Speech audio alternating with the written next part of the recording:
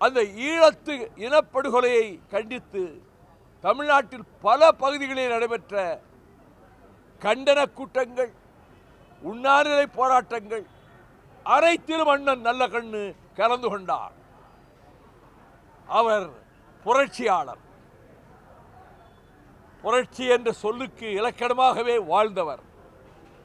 அவருக்கு மரணம் இல்லை, நல்லகண்ணுவுக்கு மரணம் இல்லை. நல்லகண்ணு என்கின்ற அந்த மாபெரும் புரட்சியாளனுக்கு, வாழ்நாள் போராளிக்கு அவர் காலத்தை கடந்து வாழ்கிறார்.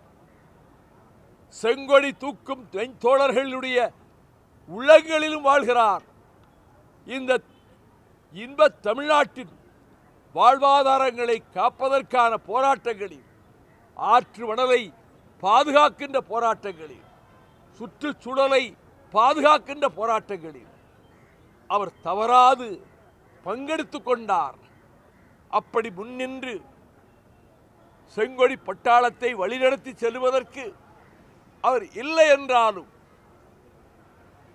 தோழமைக்குரிய செங்கொடி வீரர்கள், இந்திய கம்யூனிஸ்ட் கட்சியுடைய காம்ரேடுகள் ஒவ்வொரு போராட்ட களத்துக்கு போகும்போதும் அதில் முன்னால் நின்று அண்ணன் நல்லகண்ணு வழிநடத்தி செல்கிறார் என்று மானசீகமாக நினைத்து அவரை நெஞ்சிலே நிறுத்தி, அதுவே ஒரு ஊக்கத்தை தரும், உந்துதலை தரும்.